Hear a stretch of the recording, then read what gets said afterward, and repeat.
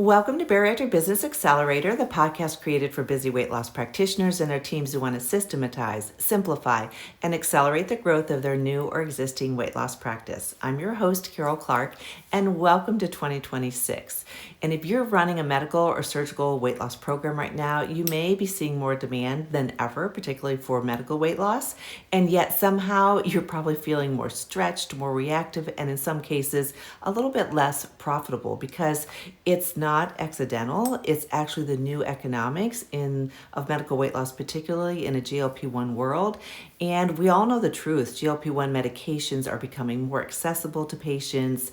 It's more mainstream, there's more competition, and we're also seeing lower cash pay pricing available for patients, which is a good thing. We're seeing new formulations, including oral options, and patients are walking in with like a medication first expectation. And so we're dealing with all this pressure of people coming in, but then at the same time, your real world data does show us all that there's a high discontinuation rate within the first year, especially for those that are non-diabetic patients. And this translates into many patients stopping the medication voluntarily or involuntarily, and they're left without a long-term plan. And for those of us that really want to help our patients, which is really all the people that I work with, it's very disheartening. And so if your business model is built solely on prescribing and refilling medications, you're exposed clinically and financially, particularly in 2026 and beyond. We've been seeing it come along. Let's talk a little bit about margins. You know, I love to look at the financials, even though a lot of practitioners I work with, they kind of like that to just take care of itself, but we have to look at our margins. But GLP-1 programs often look profitable on paper, but behind the scenes, there's a lot of labor-intensive business that goes on. There's prior authorizations to obtain portal messages, refill requests, side effect management, pharmacy issues. And if we don't have some of this systematized, it can really take a toll on you and your team. So what happens then is that your team becomes a prescription sort of support desk while your revenue stays locked into that one level, even though what you're having to do is actually increasing.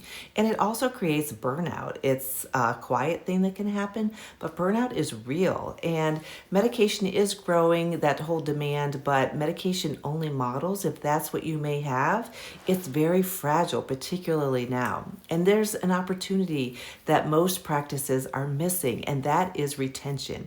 It's really building programs and support systems that help your patients throughout their entire time, whether they're taking the medication or not. They don't actually want just more visits. They want clarity. They want confidence. They want continuity. They want to know how they're going to lose their weight and keep it off. Even though in our mind, we sometimes think it is medication first that we see from patients coming in. But what's the plan if their weight loss slows down? What happens if they stop the medication? How do they maintain the results if they have great results? How do they wean themselves off the medication? These are things that we have to have the answers to, and they need to know confidently that we are there as their partner to help guide them through this entire process. So we want to make sure that we're doing body composition and that we're educating them about the importance of not losing their lean body mass and what that really means for them, looking at their labs, their habits, helping them work through that, having a way for them to stay in contact with you and stay engaged with you and your team.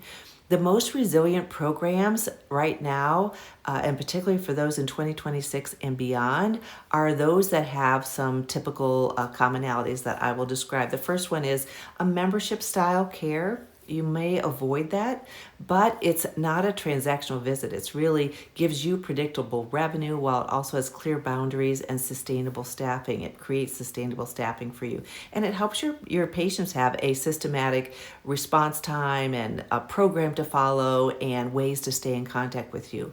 The other thing is having an outcomes infrastructure. So making sure that you're always sharing with your patient what their progress is, making sure it's visible, that it's exciting, almost making it so that they're always aware of that. We want to make that very motivating for them and something unique from your practice.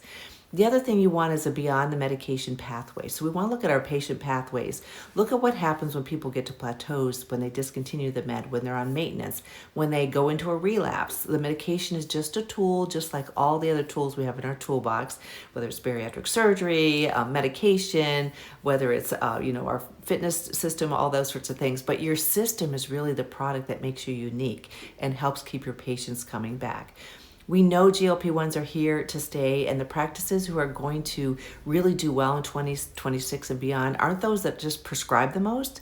They're going to be the ones who protect their margins with really smart systems, with increased retention of their patients, with real support and utilization of AI and some of the many tools that help make this so easy for us. We have to move beyond medication-only models, and I know most of the people I work with have more than that. We've been building up their programs, we've been looking at their pathway, we've been really enhancing that and really staying in contact with the patient in many unique ways. But that's what's going to help your models, what's going to keep your patients and your profitability inside your practice.